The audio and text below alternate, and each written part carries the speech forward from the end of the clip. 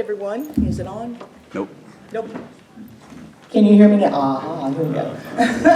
My name is Laura Lane, and of course I'm running for the Public Service Commission seat number 2. I am a native of Alabama. I was born in Baldwin County, and I graduated high school out of Mobile County.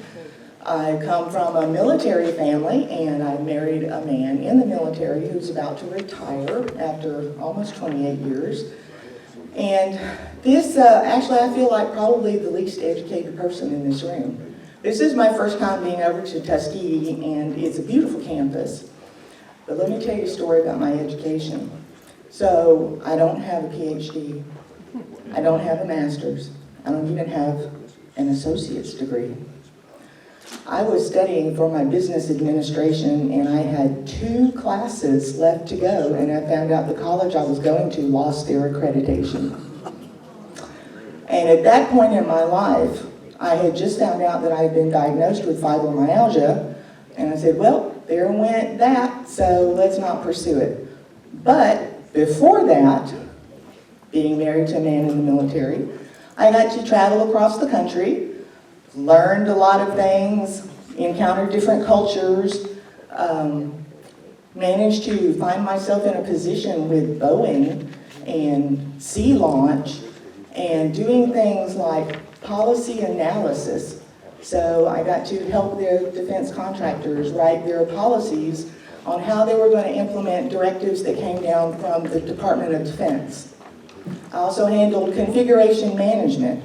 And one of the things that my father taught me is to always have something to fall back on, because you never know where you're going to find yourself in life. And when the carpet gets pulled out from under you, you need something to fall back on. So I studied secretarial sciences. And every time that I had to start over, that's what I did. I entered the company as an executive assistant, and I worked my way up the ladder. So I know how hard it can be out there. Now, the other part is that in the early 90s, I found out about the Libertarian Party. A lot of people don't know what we are. This lady knocked on my door, and at the time I was living in Long Beach, California, and she invited us to the local meeting.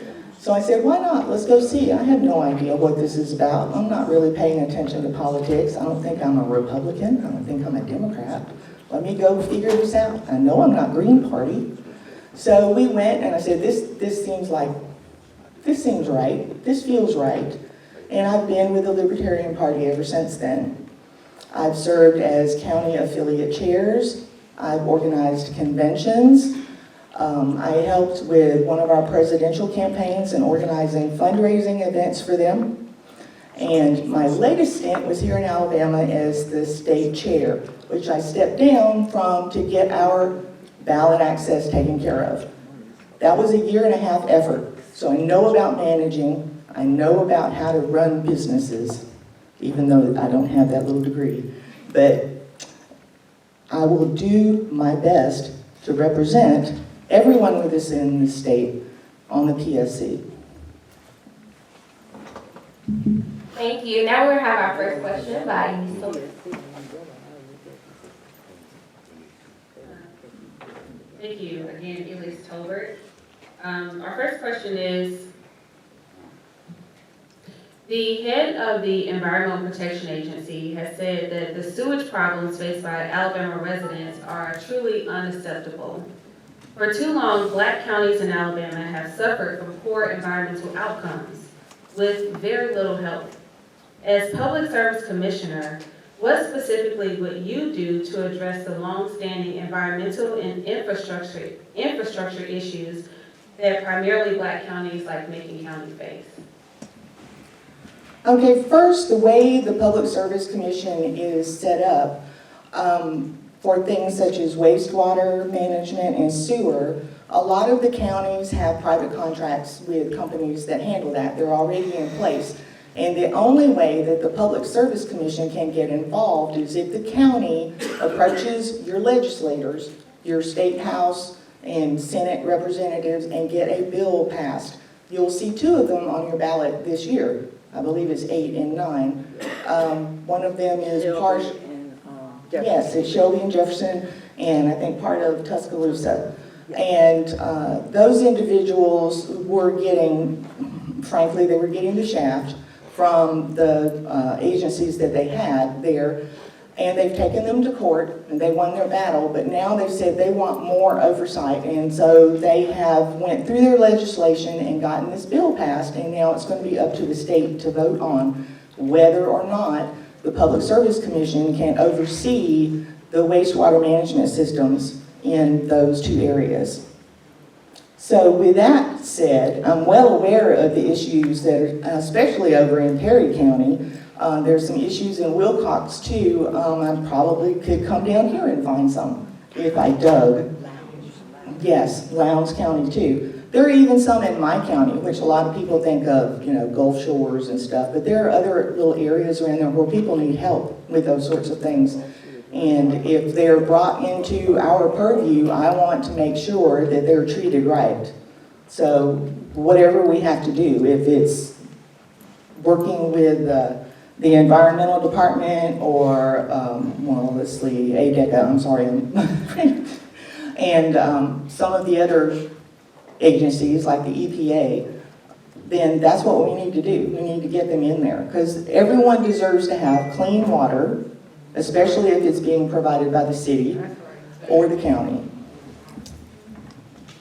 Thank you.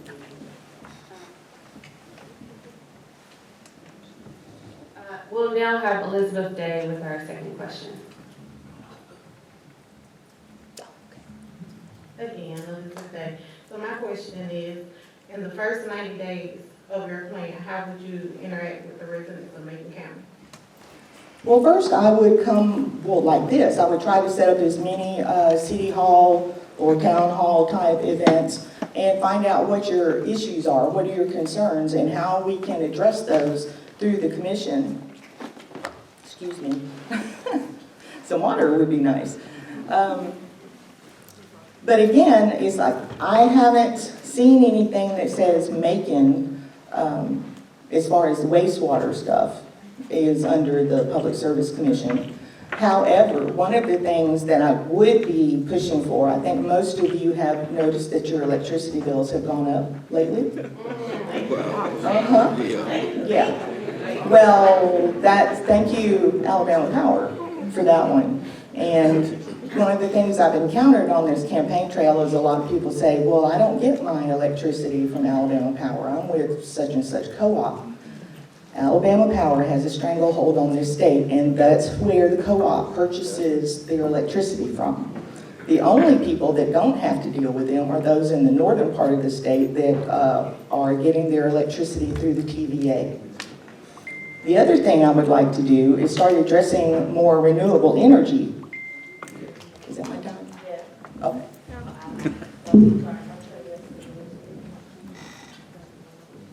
Okay, now we have questions from the audience. Yes, I'm here with Councilwoman Jackson. We represent the city of Tuskegee, and we recently dedicated a 1,000-acre solar farm in South Montgomery County. Where is your position? How do you plan to make solar energy and other renewables more available to citizens of Alabama? Because, to be honest with you, we have been one of the last states to make that available. We do very little toward credits, we do very little to promote that. But we did this along with our other cities in our co-op. We started 6 years ago, and we did a 1,000-acre solar farm in South Montgomery County, which will help all our citizens as it comes online in the next few months. I have to applaud you for that. I remember reading something about it just a few weeks ago. First off, one of the things that I think is like, most people don't know this, but our state is ranked 8th in the country because of the number of days of sunshine that we get here. So solar power is absolutely something that should be done here, something that we should pursue. One of the things that's holding us back, I believe, is that even though there's nothing in our state code that says people have to be hooked into the electrical grid, that's left to mostly the counties and cities to implement if they choose to do so. However, the Public Service Commission has granted Alabama Power the authority to charge you a fee per month if you wish to have solar power at your home or your business or your farm or, you know, whatever it is, and you're hooked back into the system, which is kind of bizarre. That's not the industry standard at all, and I would be pushing to do away with that.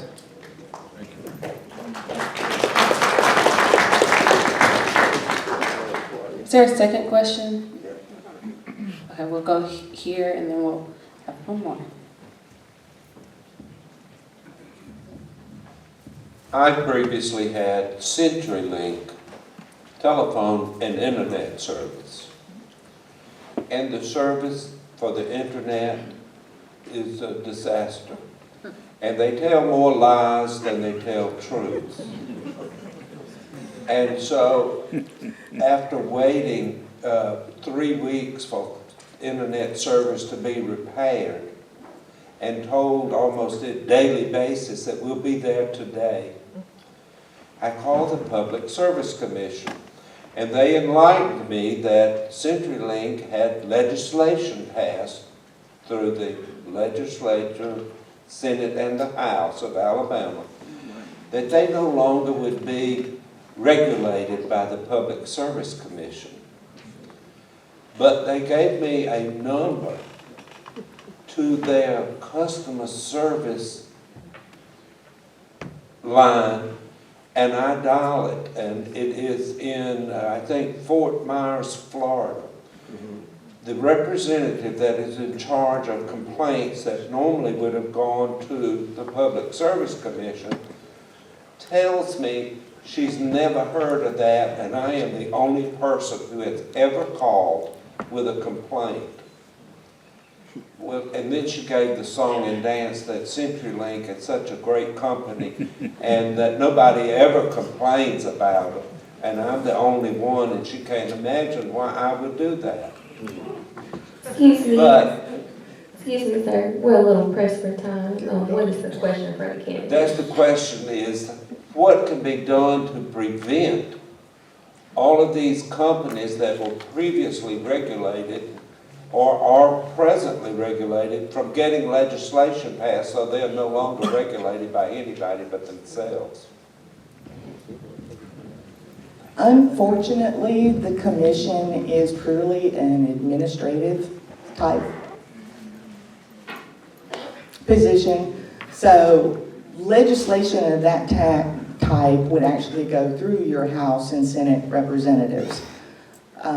Something that we could certainly do is you as a constituent approaching your representatives and talking to them about this and telling them your issues and what can we do to prevent it. If I was elected, I can also use, I don't want to say influence because I don't really have influence, really, but I can help facilitate those discussions and see what we can do about that. Thank you. One more question. One last question. Yes, this is really blowing me out. Well, ma'am, I had just one simple question. With the solar panels and solar farms, in Alabama does not allow net metering. What type of future aspects can we look for to be able to allow net metering so we can get that solar farms opportunity in Alabama, and especially here in Macon County?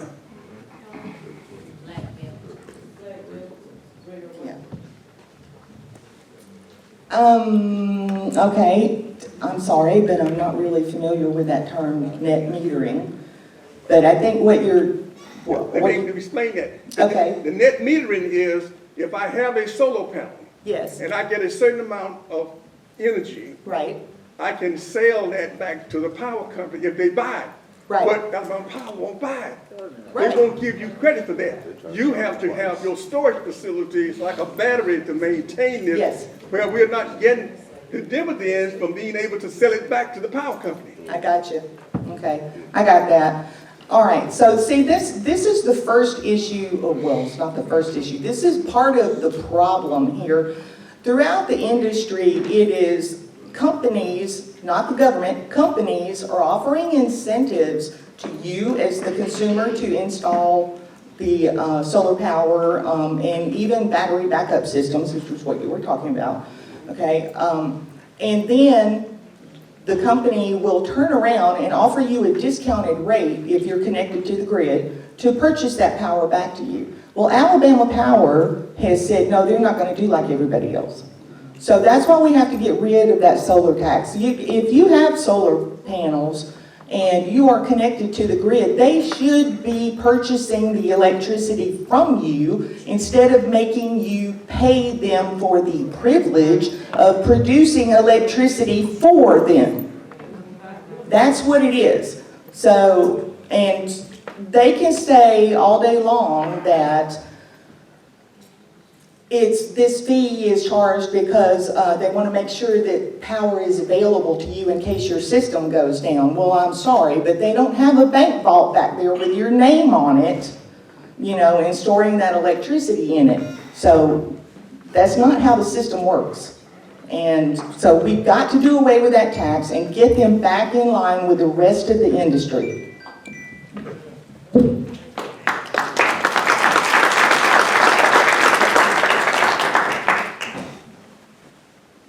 Thank you. We will move on to the next position.